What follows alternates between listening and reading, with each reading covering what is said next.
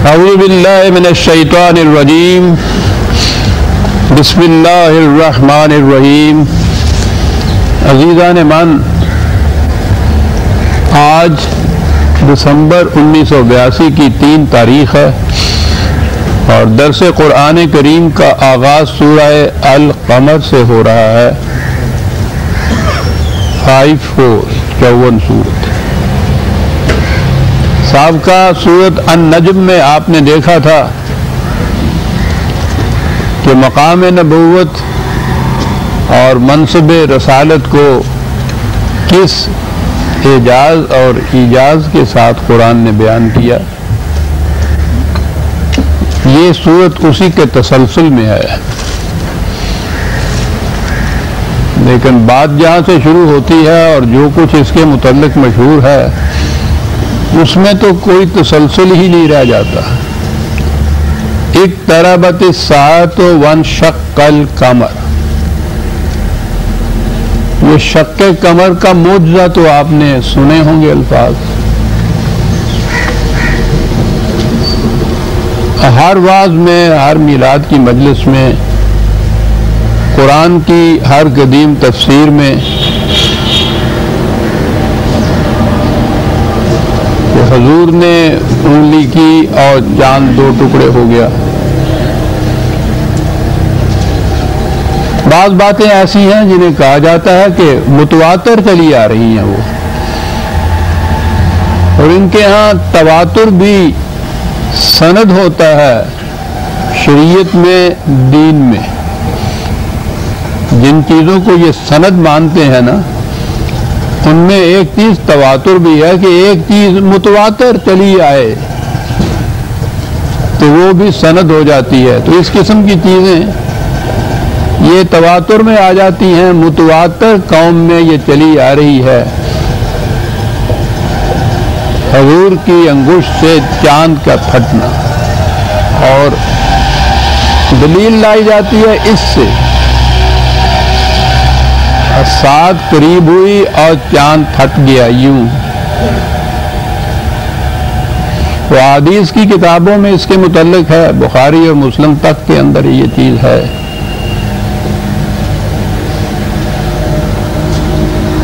کہ ان کفار عرب نے آپ سے کوئی معجزہ مانگا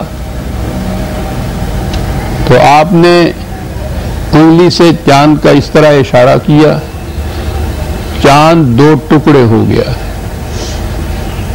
اب اس کے بعد اس کی تفصیل جو ہے اس میں ذرا اختلاف ہے۔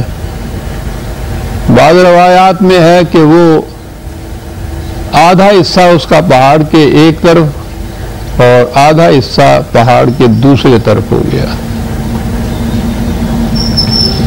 بعض میں یہ بھی ہے کہ آدھا ٹکڑا حضور کی بغل کے اس نیچے سے نکل گیا اور دوسرا ٹکڑا ادھر سے نیچے نکل گیا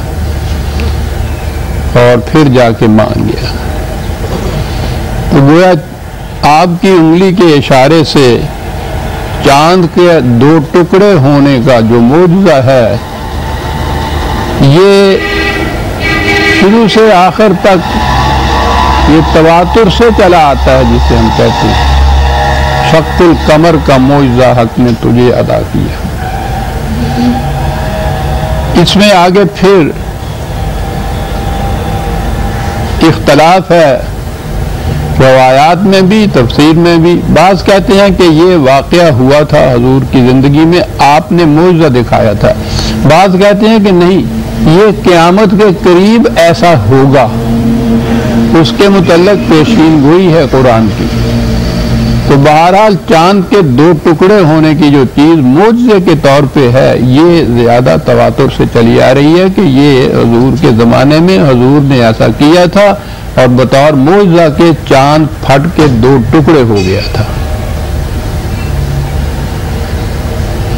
پہلی بات تو یہ لیجئے، جو ابتدائی روایت میں اس سے ہے کہ ان لوگوں نے حضور سے معجزہ طلب فرمایا اور آپ نے معجزے کے طور پر یہ دکھایا۔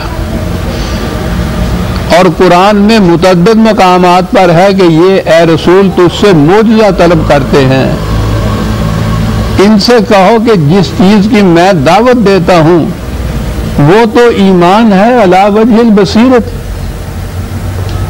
میں دلائل اور برہان کے طور پر ایک چیز کو پیش کرتا ہوں اور تم سے بھی یہ کہتا ہوں کہ ہاتھو برہانکم ان کنتم صادقین. جو میں کہتا ہوں اگر تمہیں اس سے اختلاف ہے تو تم بھی دلائل لاؤ، برہان پیش کرو. یہ علم و بصیرت کا معاملہ ہے. اور بار بار قرآن نے ان کا انکار کیا ہے ان کے اس مطالبے کا، اور کہا یہ ہے کہ مومن تو وہ ہے کہ جو خدا کی آیات کے سامنے بھی آنکھیں بند کر کے اور کان بند کر کے جھکتا نہیں ہے. وہ آیات خداوندی پر آنکھیں کھول کر کان کھول کر علم و بصیرت کی بنیادوں کے اوپر ایمان لاتا ہے. تو ایک طرف تو یہ کہ قرآن نے ہر مقام پہ کہا ہے کہ یہ تجھ سے معجزہ مانگتے ہیں، کیونکہ چلی آ رہی ہے یہ بات کہ بڑے بڑے انبیاء کرام جو تھے وہ معجزے دکھایا کرتے تھے، یہ تم سے بھی معجزہ مانگتے ہیں. تو ان سے کہو کہ واہ میں تو علم و بصیرت کی بنیاد پر دلائل و برہان کی روح سے ایک چیز پیش کرتا ہوں، اور معجزہ کے تو معنی یہ ہیں جہاں عقل عاجز آ جائے. یعنی میں جو کچھ پیش کرتا ہوں وہ عقل کی روح سے پیش کرتا ہوں، عقل کی روح سے منوانے کے مطالبہ کرتا ہوں، اور تم ایک ایسی چیز کا مطالبہ کرتے ہو جس کے معنی یہ ہے کہ عقل وہاں عاجز آ جائے اس کے سمجھنے کے. یہ تو بنیادی طور پہ اس کے اختلاف ہے. اس لیے قرآن نے کہا کہ یہ معجزے کی روح سے ایمان لانا تو ایمان ہی نہیں ہو سکتا. یعنی اگر کسی کو اس طرح سے کسی طریق سے بھی اگر کسی کے عقل کو عاجز کر دیا جائے، وہ اس قابل نہ رہے کہ سمجھ سکے، تو اس سے کوئی چیز منوا لی جائے تو یہ تو جبرن منوانے والی بات ہوئی نا. اس نے برضا و رغبت تو نہیں مانا، دل کی رضامندی سے تو نہیں مانا، قلب اور دماغ کے اطمینان سے تو نہیں مانگا. وہ تو آپ نے معوف کر دے، سمجھنے سوچنے کی ان کی صلاحیت معوف کر کے اور ایک چیز منوا دی. یہ معوف کرنا کسی طریق سے ہو، وہ ماننا ہی نہیں کہلا سکتا. یہ تو اقرار ہے، یہ تو زبردستی کسی سے کچھ منوانا ہے. اور اس کے متعلق قرآن کریم نے خاص طور پہ یہ کہا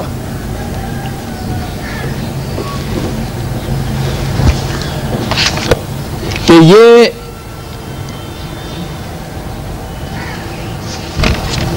اس قسم کا مطالبہ کرتے ہیں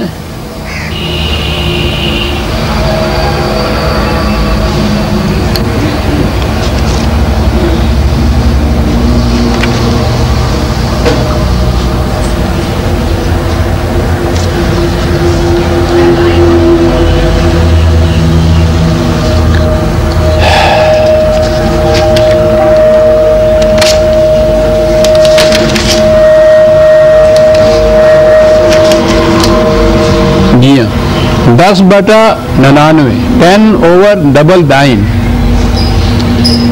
کہا کہ وَلَوْ شَاءَ رَبُّكَ لَآمَنَ مَنْ فِي الْأَرْضِ كُلُّهُمْ جَمِيعًا. اے رسول اگر تمہارے دل میں یہ بات ہو کہ کسی طرح سے بھی ان کو ایسا کیا جائے کہ یہ سب کے سب ایمان لے آئیں، تو کہا ہمارے لیے یہ مشکل ہی کیا تھا کہ ہم انہیں پیدا ہی اس طرح سے کرتے کہ یہ ایمان لائے ہوئے ہوتے. لیکن یہ ہمارے پروگرام کے خلاف ہے. حیوانات کے درجے تک تو یہ صورت تھی کہ ان کو اختیار و ارادہ نہیں تھا، انہیں پیدا اس طرح سے کیا گیا تھا کہ جو طریق ان کے لیے تجویز کیا وہ اسی پہ چلتے ہیں، ان کو اختیار ہی نہیں ہے. انسانوں کی صورت میں ہم نے انہیں راستہ دکھا دیا ہے، دونوں راستے دکھا دیے، ہداینا النجدین، اور اس کے بعد انہیں کہا کہ ان کا جی چاہے تو یہ راستہ اختیار کریں، ان کا جی چاہے تو غلط راستہ اختیار کریں. جس قسم کا راستہ اختیار کریں گے اس قسم کا نتیجہ بھگتیں گے. یہ سارے قرآن میں اسی چیز پہ زور دیا گیا ہے کہ ہم انسان کی اس آزادی کو سلب نہیں کرتے. نتیجہ خود بھگ گئے.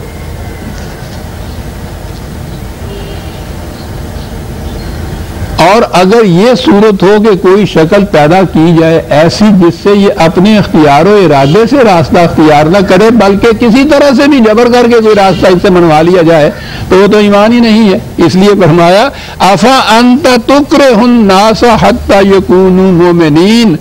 اے رسول کیا تو چاہتا ہے کہ کچھ ان کو جبر کیا جائے, ان پہ مجبور کیا جائے ان کو کہ کسی طرح سے مان جائیں یہ ہماری بات, ایمان لے آئے کسی طرح سے؟ کیا تم یہ چاہتے ہو؟ اگر ایسا ہی ہونا ہوتا تو ہم سب کو ایمانداری پیدا کیوں نہ کرتے, ہمارے لیے مشکل کیا تھا؟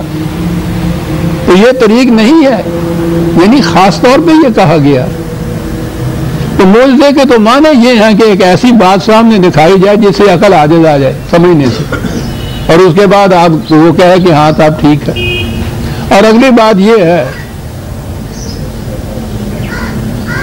کہ معجزہ اگر دکھا بھی دیا, فرض کرو جیسا یہ کہتے ہیں, انہوں نے کہا کہ کوئی معجزہ دکھائیے, اتنا بڑا معجزہ کہ ان کے سامنے چاند 2 ٹکڑے ہو گیا اور کوئی پہاڑ, آدھا پہاڑ کے ایک طرف آدھا پہاڑ کی دوسری طرف, یا آدھا اس طرف حضور کے نیچے سے آدھا اس طرح سے, ان کے سامنے چاند 2 ٹکڑے ہو گئے اور وہ ویسے کے ویسے ہی کافر رہے.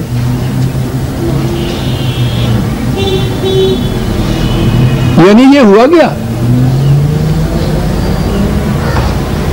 ایسی چیز کہ جو قوانین فطرت کو بدل دیا, جن کی خاطر, جن کے مطالبے پر, وہ حالانکہ بار بار قرآن نے کہا ہے لن تجد لسنت اللہ تبدیلا, قطعاً تبدیلی نہیں تم پاؤ گے ان قوانین میں جو ہم نے مقرر کیے ہوئے ہیں. تو اتنی بڑی ایکسیپشن بھی کی, اس میں استثناء بھی کیا, قانون فطرت کو بدل بھی دیا, اور اس بدلنے کے بعد بھی ان کی کیفیت کہ وہ ویسے کے ویسے ہی کافر رہے. تو یہ تو بیکار گیا. چلیے جبرانی صحیح, اس دکھانے کے بعد بھی اگر وہ سارے مسلمان ہو جاتے تو جب بھی کہے کہ چلیے صاحب تدبیر کارگر تو ہوئی, یہ کچھ کیا بھی اور وہ ویسے کے ویسے ہی رہے. مینا سزد خدا رہا, خدا اس قسم کی چیزیں کرے گا. اسی لیے اس نے یہ کہہ دیا جہاں آیا ہے ان کے طرف سے مطالبہ کسی معجزہ دکھانے کا, وہی ان سے کہا گیا ہے یہ بات کہ معجزہ دکھانے سے ایمان نہیں لایا جا سکتا. یہ تو جس قدر زیادہ عقل و فکر سے تم کام لوگے اسی انداز سے ایمان لایا ہوا ایمان کہلائے گا. تو اب اگر یہ بات ان چیزوں کو دیکھیے کہ قرآن کریم نے متعدد مقامات کے ان کے معجزہ کے مطالبہ کے جواب میں یہ کہا یہ ہے کہ اے رسول تم ان کے سامنے آسمان پہ بھی چڑھ جاؤ اور وہاں سے لکھی لکھائی کتاب بھی لے آؤ, تو جب بھی یہ بات نہیں بنے گی. اس لیے ہم یہ اس قسم کی چیز کرتے ہی نہیں ہیں. ادعو الی اللہ علی بصیرۃ انا ومن اتبعنی, ہم تو علی وجہ البصیرت ایک حقیقت کو پیش کرتے ہیں, دعوت دیتے ہیں تمہاری عقل و فکر کو, اس کی روح سے تم دیکھو. اور پھر یہ جو شق قمر کا یہاں جو ذکر آیا ہے, میں بھی عرض کروں گا کہ یہ کیا ہے, یعنی عقل و فکر کو اپیل کرنے والی چیز. یہ جو چیز ہے اس کے متعلق کہا حکمت بالغۃ, اسی سورت میں 5ویں آیت ہے یہ. تو یہ تو ایک ایسی دلیل ہے جو دل میں اتر جانے والی ہے. یہاں تو اس کا نام ہی حکمت کہا. عقل و فکر کی بات, علم و بصیرت کی بات, بالغۃ, دل میں پہنچ جانے والی, دل کے اندر اتر جانے والی حکمت کی بات ہے یہ. تو حکمت کی بات اور معجزہ تو 2 متضاد چیزیں ہوتی, اس میں تو دلیل ہوتی نہیں.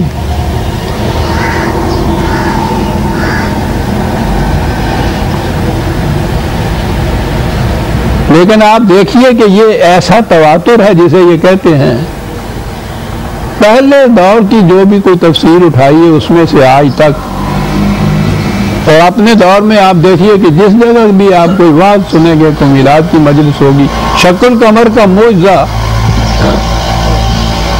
اسے بڑی تفصیل سے بیان کیا جائے گا، جھوم جھوم کر بیان کیا جائے گا صاحب۔ یعنی حضور کی جو عظمت ہے اس کی دلیل میں ایک چیز یہ پیش کی جائے گی کہ یہ معجزہ دکھایا۔ بہرحال اس سے زیادہ تنقید کی ضرورت نہیں، نظر آتا ہے کہ یہ وضعی روایات ہیں۔ جس زمانے میں یہ روایات وضع کی، عام طور پہ آپ اگر خود پڑھیں یہ جو مجموعے ہیں روایات کے تو نظر آتا ہے کہ ان لوگوں کی کوئی ذہنی سطح بھی بڑی پست سی تھی۔ کوئی ذہن میں ان کے چاند کے متعلق ایسا تھا کہ کوئی اتنا بڑا طباق ہے گول سا، وہ جو ٹکڑے دو ہو سکتا ہے اور آدھا ٹکڑا ادھر آ سکتا ہے آدھا ادھر آ سکتا ہے، چاند کے متعلق کوئی تصور اس قسم کا ان کے ذہن میں ہوگا جب ہی یہ روایت بنی نا، ورنہ اگر انہیں معلوم ہوتا کہ چاند ہے کیا تو وہ چاند کے دو ٹکڑے ہو جانا، آدھا اس طرف آدھا اس طرف، آدھا بغل کے اس طرف نیچے سے آدھا اس طرح سے، یعنی نظر آتا ہے کہ انہیں یہ بھی نہیں معلوم تھا کہ چاند ہے کیا چیز، یہ کرہ ہے اتنا بڑا عظیم۔ وہ چونکہ نظر آتا تھا وہ گول سا ایک تھال جنہوں کہتے ہیں پنجابی جی، تو یہ تصور تھا، اسی لیے ذہن میں یہ آیا نا کہ اس کے دو ٹکڑے ہو سکتے ہیں۔ اور پھر آگے یہ بات بھی دیکھی گئی کہ چاند کوئی مقامی چیز تو تھا نہیں کہ وہیں عرب کے لوگ یا وہ مکے والے ہی اس کو دیکھ سکتے، وہ تو آسمان پہ نکلا ہوا پوری آدھی دنیا کم از کم جہاں تک وہ چاند نظر آتا ہے تو وہ تو چاند تو دیکھتی ہے۔ اگر کسی وقت میں ایسا ہو کہ چاند آسمان سے دو ٹکڑے ہو کے یہ نیچے گرے پھر اس کے بعد اوپر جا کے پھر دو ٹکڑے ملے تو وہ تو آدھی دنیا کم از کم اس کو دیکھ لی، کسی اور نے دیکھا نہیں۔ جنہوں نے دیکھا جس مقصد کے لیے ان کو دکھایا وہ مقصد پورا ہوا نہیں، وہ ایمان ہی نہیں لائے۔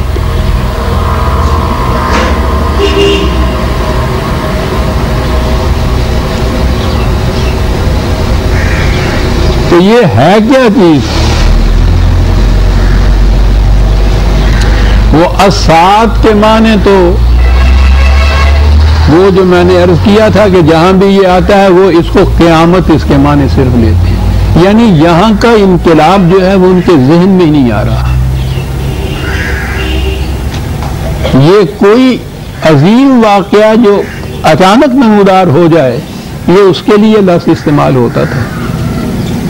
سات تو آپ کو پتہ ہے گھڑی کو کہتے ہیں۔ واقعات کی رفتار عجیب کون تھی یہ پتہ نہیں کہاں سے یہ باتیں لے آتی تھی۔ واقعات جو ہے وہ گھڑی کے سیکنڈ کی طرح تغیر مغیر ہوتے ہیں، چلتا رہتا ہے آگے چلتا ہے، کچھ غلط ہو گیا چلتا ہے۔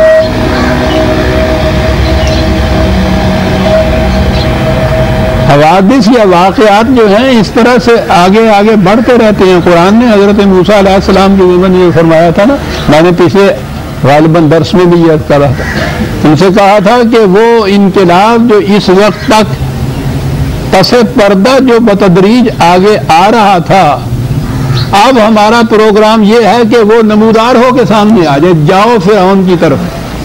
بڑا سرکش ہو گیا، سات کا لفظ ہے، اور کہا کہ یہ اس لیے ہم انقلاب چاہتے ہیں کہ ہر محنت کرنے والے کو اس کی محنت کا صلہ پورا پورا ملے، ساتھ ہے۔ اور کہا ہے کہ اس وقت تک یہ سات جو تھی یہ پنہا تھی، مضمر سی، پوشیدہ تھی، نیچے نیچے انڈر گراؤنڈ چلی آ رہی جیسے کہتے ہیں آپ۔ اب وہ وقت آ گیا ہے کہ یہ پختہ ہو گئی ہے، اب اس کو نمودار ہو جانا چاہیے، اور نمودار ہوئی، وہ انقلاب آیا۔ تو اسات تو انقلاب عظیم کا نام ہے۔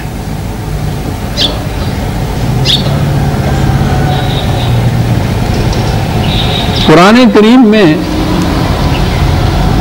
یہ جو نبی اکرم صلی اللہ علیہ وسلم کی حیات طیبہ اور وہاں کی زندگی ہے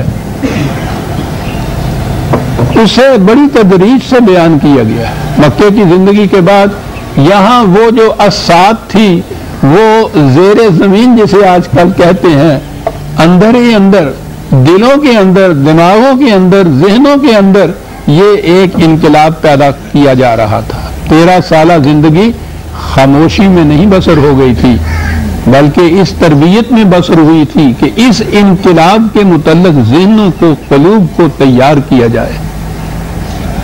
اور جب یہ چیز یہاں تک پہنچ گئی تھی تو اس کے بعد مدینہ کی فضا اس کے لیے زیادہ سازگار تھی، وہاں ہجرت کی اور یہ انقلاب وہاں نمودار ہوا۔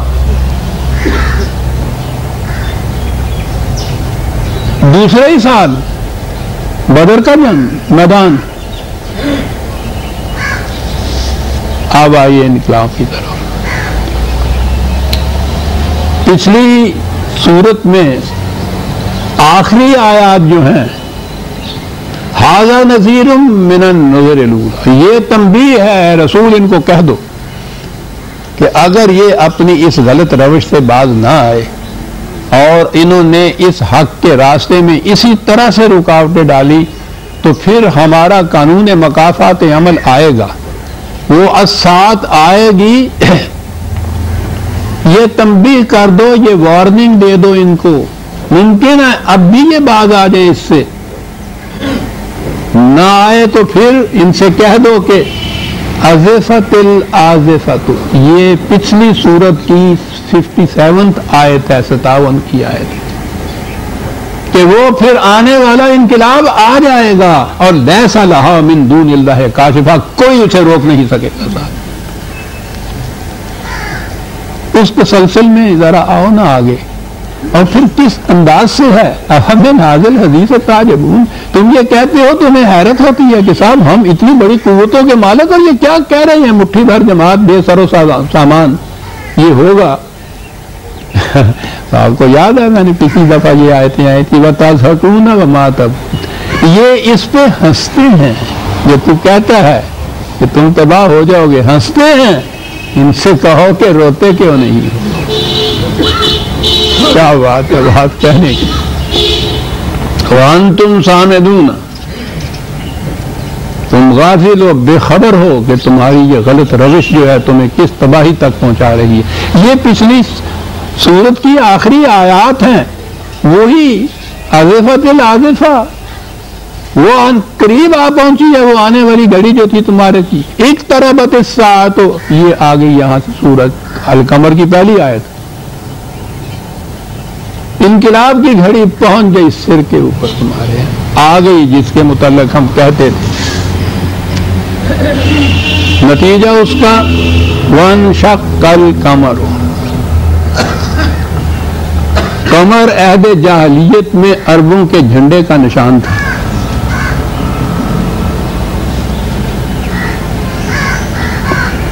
اور یہ شروع سے ہی جو جھنڈا ہے مملکتوں کا وہ بڑی اہمیت رکھتا ہے، وہ عجیب نشان ہوتا ہے، جھنڈے کا سرنگوں ہو جانا، جھنڈے کا جھک جانا، جھنڈے یعنی یہ چیز شکست کی مرادف ہو، نشانی ہوتی ہے، محسوس نشانی ہوتی ہے شکست کی۔ ون شکا جو ہے اس کے معنی صرف پھٹ جانا نہیں ہوتا، ریزہ ریزہ ہو جانا بھی ہوتا ہے، اس کے ٹکڑے ٹکڑے ہو جانا بھی اس کا ہوتا ہے، یعنی کسی کے جھنڈے کے متعلق کہنا کہ وہ آگے انقلاب کی گھڑی اور دیکھو تمہارا یہ جو اتنا وہ جھنڈا جس کے اوپر تمہیں اتنا ناز ہے کس طرح سے ٹکڑے ٹکڑے ہوتا ہے اب تمہارے سامنے۔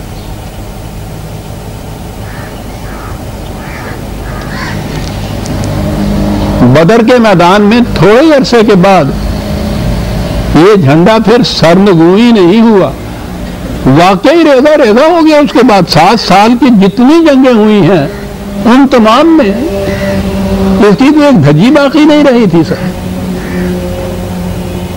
تاں کہ فتح مکہ کے دن یہ جھنڈا جو تھا وہ بالکل ہی دفن ہی ہو گیا تھا۔ یہی وہ جھنڈا ہے جس کے متعلق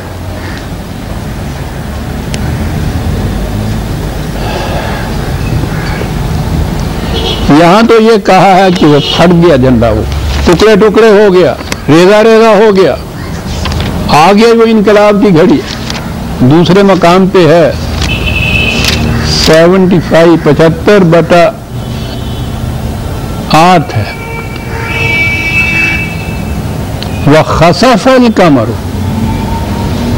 इसके माने गोहन, ग्रहण लगना जिसे आप कहते हैं, गोहन में आ जाना किसी चीज का, ज़वाल के लिए ये होता है।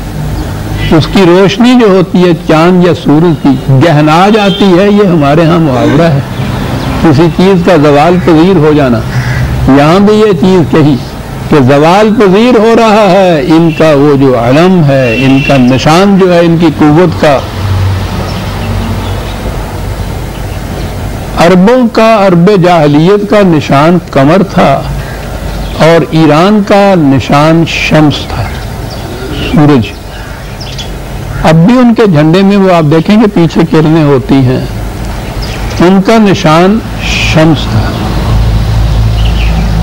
ईरान की सल्तनत बहुत बड़ी थी, अरबों के साथ उनकी मुखासमत शुरू से जारी थी, सख्त दुश्मनी ही एक दूसरे के साथ, और वो इनको नफरत की निगाह से भी देखते थे। सवाल ही नहीं था कि ये किसी तरह से दो सल्तनतें मिल जाएं। सल्तनत क्या है, इनकी तो सल्तनत ही कोई नहीं थी, अरबों की तो कबायली जिंदगी बसर करते थे। यही जो कहा कि खसाफल कमर, ये झंडा जो है इसकी ताबनाकियां गोहन जाएंगी, ज़वाल आ जाएगा इसके ऊपर, ये सूरत हो जाएगी। और आगे है वह जुमे शम्स वल कमर, और शम्स और कमर दोनों इकट्ठे होकर एक ममलकत बन जाएंगे।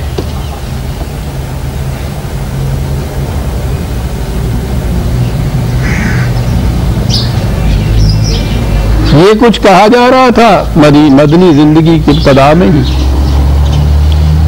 एक तरबत सात वन शक्ल कमर,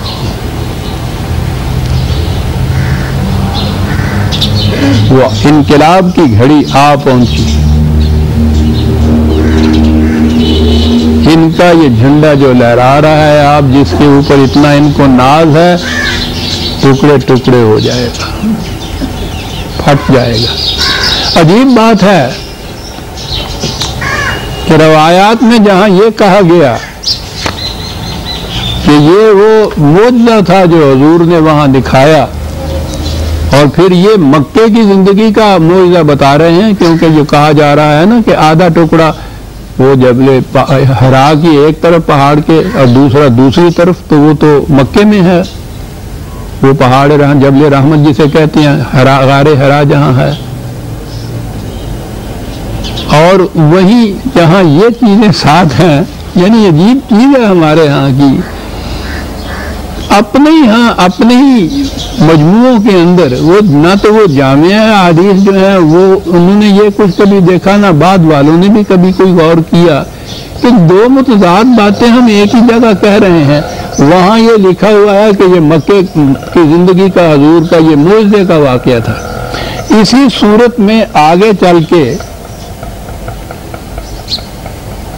ये 44, 45, 46 ये आयतें, आम यक़ूलून नहनु जमीउम मुंतसिर, उनको बड़ा नाज है इस पे, कह रहे हैं कि हमारे लश्कर बड़े जरार, बड़े जरी, हमारी जमीयत बहुत बड़ी है, मुंतसिर, हम एक दूसरे की मदद करके मुत्तहिदा महाज बना के तुम्हारे मुकाबले में आएंगे। और आपको पता है जंगे आज़ाब के अंदर ये क्या हुआ था, ये जितने मुखालिफीन कबीले थे वो सारे जमा हो गए थे मुसलमानों के मुकाबले में। बदर के मैदान में भी इन कुफ्फार के कुरैश की हमायत करने वाले बहुत से कबीले थे। आम यक़ूलून नहनु जमीउम मुंतसिर, हम बहुत बड़ा जत्था है, बहुत बड़ी जमात है, बहुत बड़ी आजाद है, हमारे इकट्ठे होने वाले हैं, हम एक दूसरे की मदद करने वाले हैं, तुम क्या मुकाबला करोगे। उनका ये कौल नकल करने के बाद वही कहा युहज़मुल जमउ व युवल्लूनल दुबर, तुम देखोगे कि ये जो इतनी बड़ी जमीयत और लश्कर जर्रात बता रहे हैं, کس طرح سے ان کو ہزیمت و شکست ہوتی ہے اور کس طرح یہ پیٹھ دکھا کر بھاگتے ہیں، دیکھو گے تم۔ بل الساعۃ موعدہم والساعۃ ادھیٰ وامر، یہ ساتھ، یہ انقلاب وہ ہے کہ جس کے متعلق ان کو بار بار بتایا جاتا ہے، ان کو کہا جاتا ہے کہ یہ آ کے رہے گی، بڑی تلخ ہوگی، بڑی تباہ کن ہوگی۔ یہ اسی صورت میں یہ آیتیں موجود ہیں، اور میں وہ روایت کی بات کر رہا تھا۔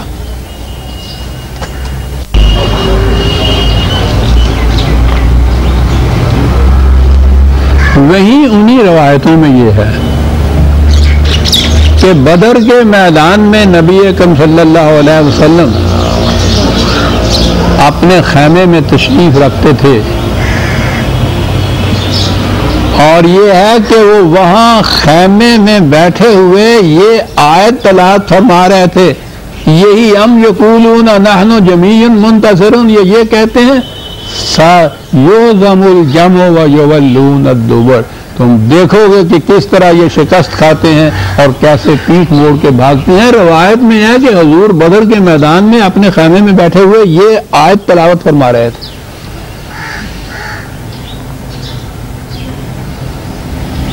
تو الساعۃ اس کے اندر تو ہے، بل الساعۃ موعدہم، وہی ساعت جس کا ان کو وعدہ کیا جاتا تھا، ان کو کہا جاتا تھا کہ آ جائے گی۔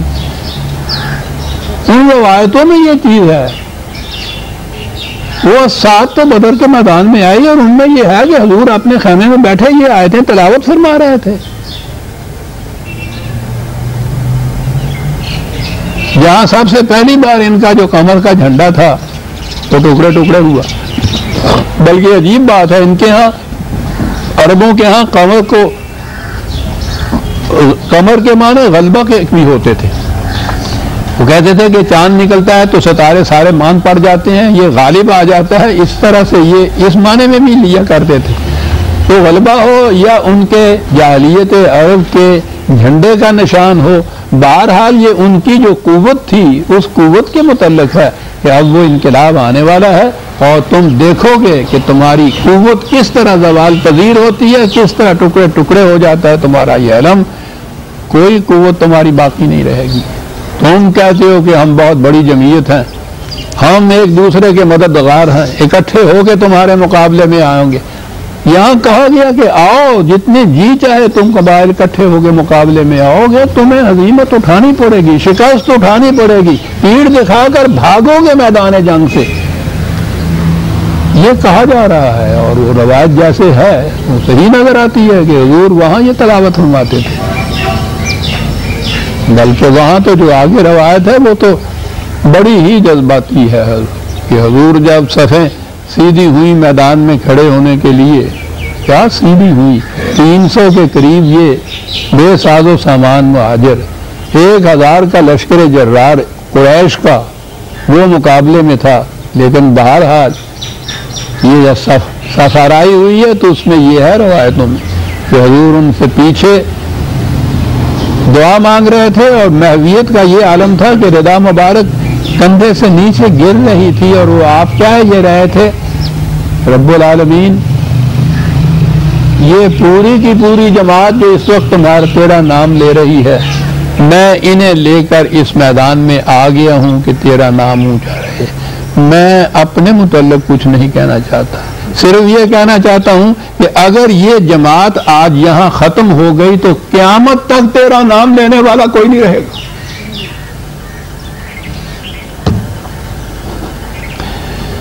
بڑی عجیب دعا ہے، اپنی اور اپنی جماعت کے والا نہیں، اور بات ٹھیک، آخری رسول اور اس کی آخری جماعت یہ اگر ہو جائے تو اس کے بعد تو ٹھیک کہا تھا کہ تیرا نام لینے والا کوئی نہیں رہے گا۔ لیکن میں نے عرض کیا کہ وہاں یہ ہے کہ اس خیمے میں حضور یہ آیتیں تلاوت فرما رہے تھے کہ آنے دو ان کو، اتنے بڑے ایک ایک جتھے کے ساتھ آئے ہیں، ایک ایک دوسرے کی ان کی نصرت کے ساتھ، ایک دوسرے کی مدد کرنے کے ساتھ جتھا بنا کے یہ آنے دیجئے، ابھی تم دیکھو گے کس طرح سے ان کو شکست ہوتی ہے، کس طرح پیٹھ دکھا کے بھولتے ہیں۔ ایک طرح الساعۃ وانشق القمر، کہا یہ چیز ابھی تک ہم ان کو کہے جا رہے ہیں کہ یہ ہوگا اور تم بھاگو۔ بڑا مہلت کا وقفہ دیتا ہے قرآن، اور یہ ہونا بھی چاہیے کہ ممکن ہے بچ جائیں تباہی سے، وہ بچانے کی فکر کرتا ہے، وہ مارنے کی فکر نہیں کرتا، آخری وقت تک بچاتا چلا جاتا ہے۔ کہا لیکن ان کی تو کیفیت یہ ہے وَإِن يَرَوْا آیَةً يُعْرِضُوا وَيَقُولُوا سِحْرٌ مُسْتَمِرٌّ، کہ یہ نشانیاں نظر آتی ہیں ان کو، وہ جو ساتھ آتی ہے تو وہ یہی نہیں کہ اس سے پہلے کچھ معلوم نہیں ہوتا، دیکھنے والی آنکھیں ہوں، سمجھنے والا دل ہو، تعصب نہ ہو، مخالفت اور نفرت کے پردے نہ آنکھوں پہ پڑے ہوئے ہوں، تو دیکھ سکتا ہے انسان کہ واقعی ایک تباہی ہے جو آ رہی ہے۔ کہا کہ اس قسم کی علامات بھی ان کو نظر آ جائیں۔ اب یہاں پھر وہ یقول سحر مستمر، سحر کے معنی صرف جادو کیا انہوں نے، اور کہا کہ یہ وہ جادو ہے جو چلا آ رہا ہے۔ جادو ہی نہیں ہے، سحر کے معنی جھوٹ ہوتا ہے، فریب ہوتا ہے، اور جادو بھی تو ایک فریب ہی ہوتا ہے نا۔ وہ در حقیقت وہ چیز نہیں ہوتی، وہ دوسرے کو دکھایا ایسا جاتا ہے، اس کی نگاہوں میں ویسا نظر آتا ہے، وہ ویسا ہوتا نہیں ہے۔ وہ اب تو ہے نہیں ہمارے یہاں ایسے مداری، وہ مداری آیا کرتے تھے نا، وہ 1 روپے کے یوں کرتے 2 بنا دیتے تھے، پھر اس کے بعد 4 بنا دیتے تھے، نظر آتا تھا کہ 1 روپے کے 2 بن گئے۔ لیکن اس زمانے کا مداری یہ نہیں ہوتا تھا کہ پہلے وہ ٹکٹ کے پیسے لے لے پھر تماشا دکھائے، وہ آخر میں پھر جھولی ٹانگ کے وہ کہا کرتا تھا کہ دیا جاتا خدا کے نام پر، تو وہ کہا کرتا تھا یہ کہ میں اگر 1 روپے کے واقعی 2 بنا دوں تو یہ میں پیسے کیوں مانگوں تم سے، گھر سے بیٹھا ہی دگنے نہ کرتا چلا جاؤ، یہ سب تمہاری آنکھوں کا فریب تھا۔ یہ اس کو سحر کہتے تھے وہ لوگ۔ کہا یہ جو چیز ہے یہ وہی ہے جو چلی آ رہی ہے، کہ حق کے اوپر وہ جماعتیں ہوں گی، ان کو غلبہ ہوگا، باطل کا نظام جو ہے وہ تباہی پہ اوپر آئے گا۔ اس کو افک قدیم کہا ہے دوسری جگہ قرآن نے 46/11، ٹھیک ہے۔ افک کے معنی ہوتا ہے بناوٹی بات۔ کہتے تھے یہ ساری چیزیں چلی آ رہی ہیں اسی طرح سے، پہلے سے کہا کرتے تھے اسی طرح سے، اب یہ کہہ رہے ہیں یہ قدیم سے چلا آ رہا ہے۔ حالانکہ اگر آنکھیں کھول کے دیکھیں تو انہیں نظر آ جائے، تباہی کے سامان انہیں نظر آ جائے اپنی، لیکن آنکھوں پہ تعصب کے پردے پڑے ہوئے وہ حق کو دیکھنے نہیں دیتے۔ وہ نظر آتا ہے کہ 1 روپے کے 2 روپے بن رہے ہیں۔ وَكَذَّبُوا وَاتَّبَعُوا أَهْوَاءَهُمْ، یہ کیوں سب کچھ ہو رہا ہے؟ اس نظام میں جو ان کو فریب کاریوں کے ذریعے سے مفاہدات حاصل ہو رہے ہیں، ان کے جذبات کی جو تسکین ہو رہی ہے، وہ انہیں حقیقت کو دیکھنے نہیں دیتی۔ کیا بات ہے! قرآن 2 لفظوں کے اندر تباہ ہونے والی قوموں کی جو غلط بینی ہوتی ہے اس کو 2 لفظوں میں بنا کر کے کہ ان کے ہاں کی جو مفاد پرستیاں، ان کے جو جذبات غالب آ جاتے ہیں جب، پھر وہ سمجھنے سوچنے کی قوتوں کو، صلاحیتوں معفو کر دیتے ہیں۔ ورنہ اگر یہ سمجھ سے کام لیں، جذبات غالب نہ آئے ہوئے ہوں، تو اس قسم کی علامات ارد گرد فضا کے اندر گھوم رہی ہوتی ہیں کہ ان کو پتہ چل جائے کہ واقعی ہم تباہ ہو جائیں گے۔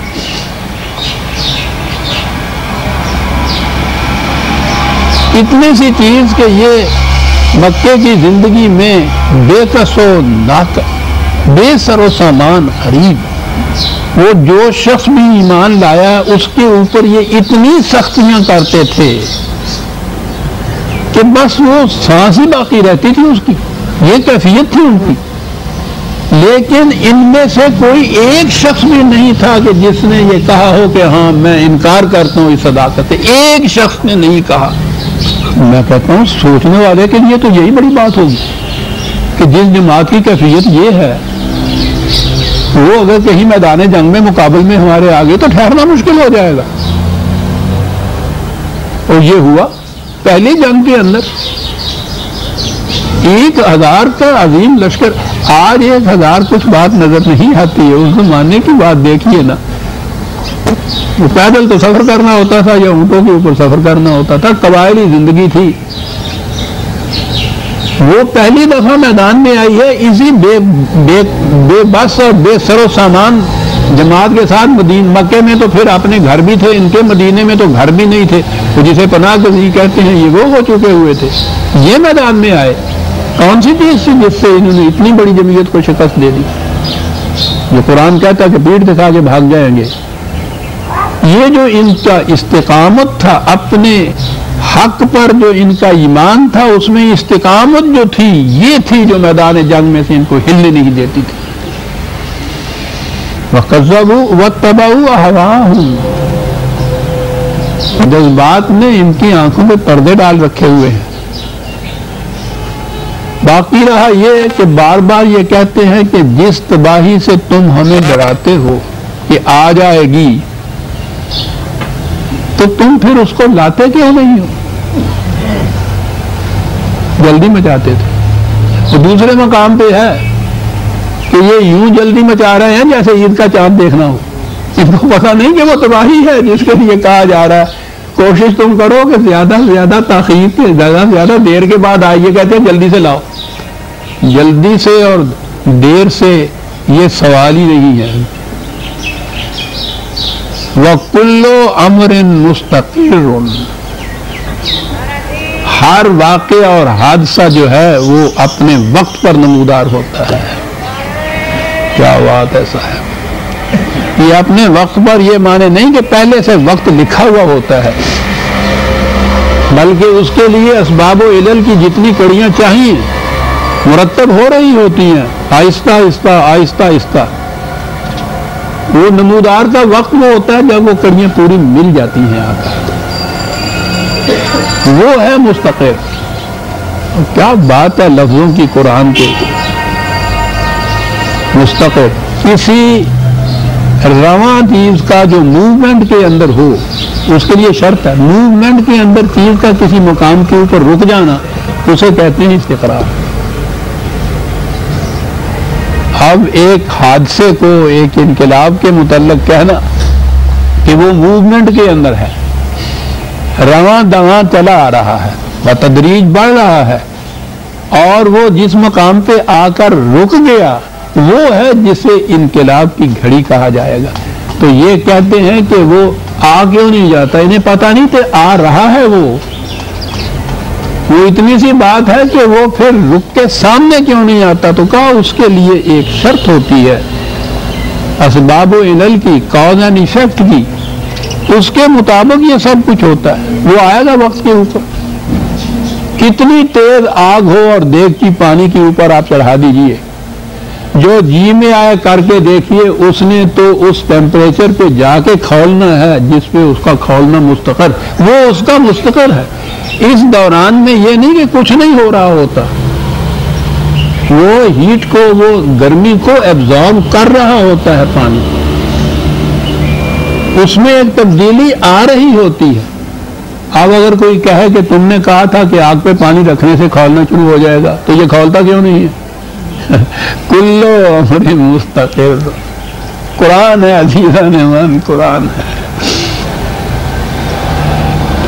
محرم نہیں ہے تو ہی نباہا راز کا، یہاں ورنہ جو حجاب ہے پردہ ہے ساز کا۔ نگاہیں ہوں تو پردے کے نیچے دیکھ لیں کہ کس طرح سے اس کے اندر ایک تبدیلی آ رہی ہے، اس پانی کے اندر ایبزارب ہو رہا ہے۔ اس سے کذبوا، یہ جھٹلاؤ نہیں کہ غلط کہہ رہا تھا کہ یہ کھول جائے گا پانی، تمہیں معلوم نہیں ہے کہ وہ حرارت اس کے اندر ہو رہی ہے پیدا، وہ ایک خاص وقت پہ آ کر اس نے کھولنا ہے۔ کلو امر مستقر، میں نے عرض کیا ہے نا کہ یہ بات نہیں جیسا کہ یہ ہے کہ لکھی ہوئی چیز، بلکہ یہ کہ قانون کا تقاضا یہ ہے، قانون تدریج کا، کہ وہ کاز اینڈ ایفیکٹ کی کڑیاں ملتی ہوئی آئیں اور وہ ایک وقت کے اوپر جا کے پھر اس کے اندر نمود ہو۔ فطرت کے سارے جتنے بھی یہاں نظام و کاروبار ہیں، اس میں یہی جو مہلت کا وقفہ ہے، بتدریج کسی چیز کا ہونا، یہی ہے ساری چیز۔ درخت، بیج، وہاں سے کونپل، وہاں سے پودا، وہاں سے شجر، درخت، اپنے وقت کے اوپر اس درخت کے اندر پھر پھل لگتا ہے، اور وہ اتنا اتنا سا پھل جو جی میں آئے کر کے دیکھیے وہ اس اپنے وقت سے پہلے پھل پکتا نہیں، موٹا نہیں ہوتا۔ لیکن اس دوران میں یہ نہیں کہ کچھ ہو نہیں رہا ہوتا، وہ سب کچھ ہو رہا ہوتا ہے، اس نے اپنے وقت پہ جا کے وہ پھل بننا ہے اور پھل پکنا ہے۔ فطرت کے سارے کاروبار میں یہ جو قانون محال کہتے ہیں نا، مہلت کا وقفہ جو ہے، یہ اس کی بنیادی چیز۔ مرض کا علاج اسی طرح سے ہو، بلکہ پہلے تو کہیے کہ مرض اسی طرح سے آتا ہے۔ یہی نہیں ہوتا کہ ڈاکٹر صاحب راتی چنگا پالا سوتا سی، سویرے اٹھ کے پتہ نہیں انہوں کیا ہو گیا، پاگل جیا ہو گیا۔ وہ رات میں پاگل نہیں ہو جاتا، وہ ڈاکٹر بتاتا ہے کہ بہت پہلے لانا چاہیے تھا۔ کل امر مستقل وَلَقَدْ جَاءَهُم مِّنَ الْأَنبَاءِ مَا فِيهِ مُزْدَجَرٌ۔ اس سے پہلے بھی ان کے پاس یہ ان کی نگاہیں ہوتی تو دیکھتے کہ اس کی سائنس، اس کی سمٹمز، اس کی خبریں آ رہی تھی ان کے پاس۔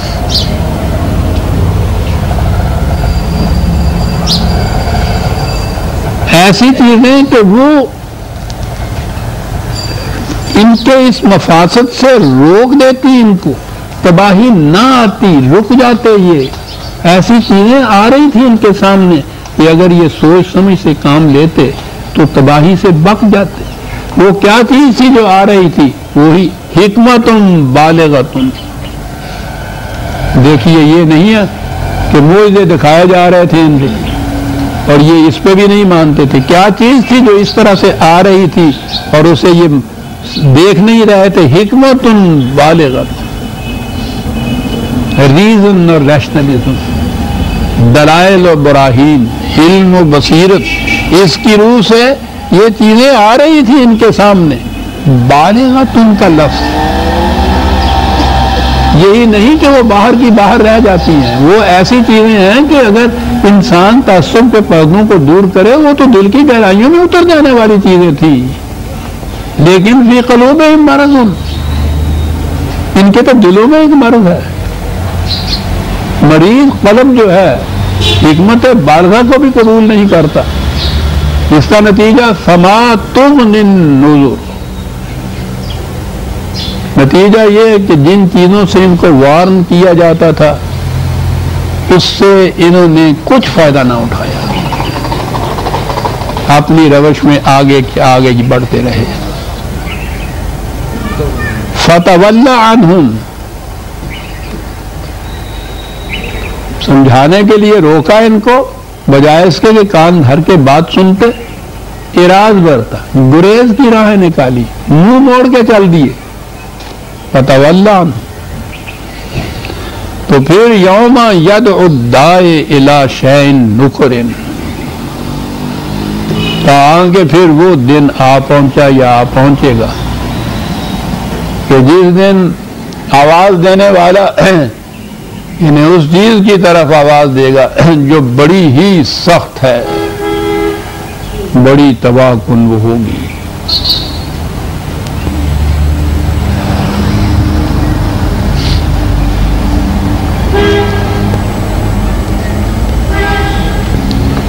خشعاً ابصارهم یخرجون من الاجداث کأنہم جراد منتشر،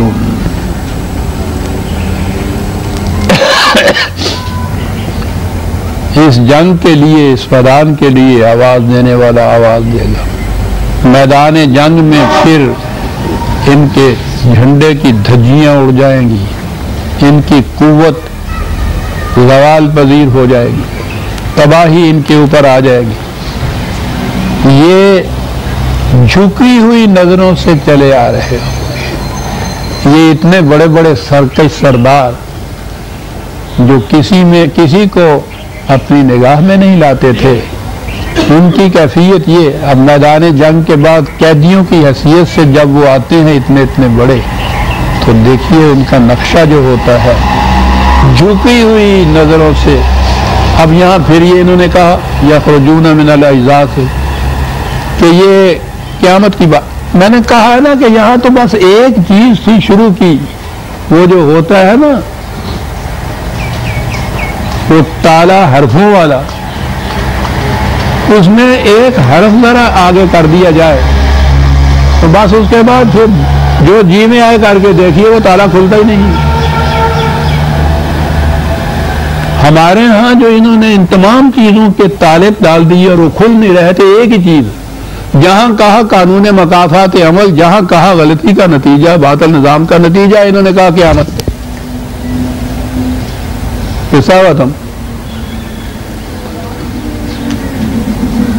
اور اس کے بعد پھر شاید اب تو آرام سے گزرتی ہے، عاقبت کی قدر خدا جانے دیکھی بھی کی جائے گی، عاقبت پہ ہر چیز کی آمد میں اٹھا رکھی، اس دنیا سے کوئی تعلق ہی نہیں ان چیزوں کا۔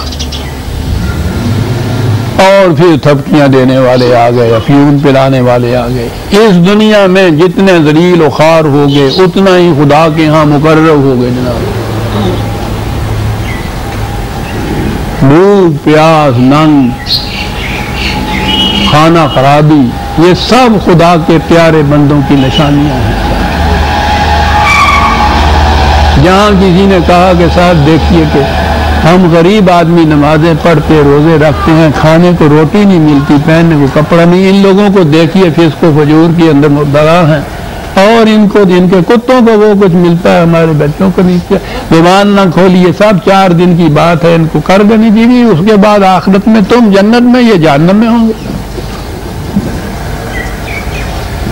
میں رات دی روٹی کا پوچھنا پیا ہے، تم ہائی کورٹ کی تاریخ دین دیا ہے۔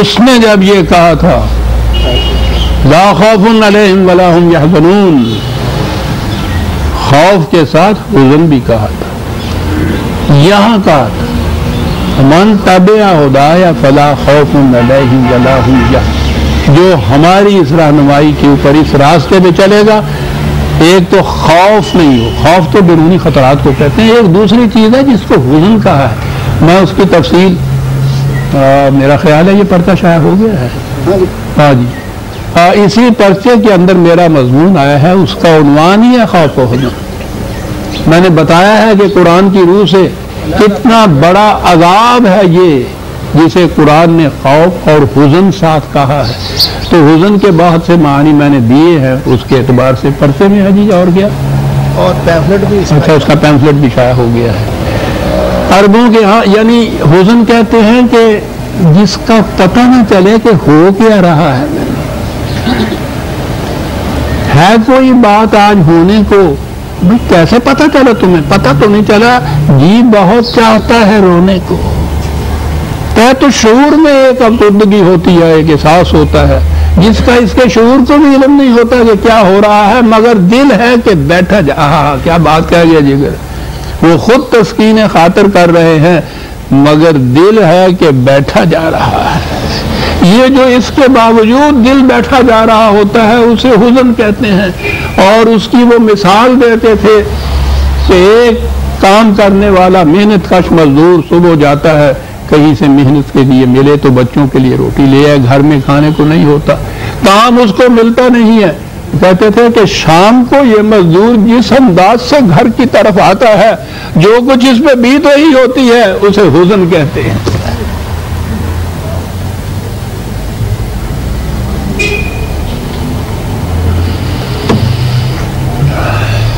لا خوف علیہم ولا ہم یحزنون، اللہ اکبر، کیا کتاب ہے اور کیا کتاب کہہ رہی ہے۔ خوف سے ہی معمول نہیں رہے گی یہ جماعت جو ہمارے راستے پہ چلے گی، حزن بھی نہیں ہوگا، دل گرفتگی نہیں ہوگی، افسردگی نہیں ہوگی، پژمردگی نہیں ہوگی، غیر محسوس خوف جو ہے، دل بیٹھا جا رہا ہے، قطعاً یہ نہیں ہوتا۔ اور جہاں آگے جا کے جس کو جنت کی زندگی کہا گیا ہے، ان کے نزدیک تو وہاں کی زندگی ہے نا، یہاں تو ہے ہی نہیں نا کچھ، وہاں یہ ہے سب سے بڑی چیز جو وہ شکریہ ادا کریں گے اہل جنت خدا کا، وہ کہیں گے کہ وہ کہ جس نے ہمارا حزن دور کر دیا ہے،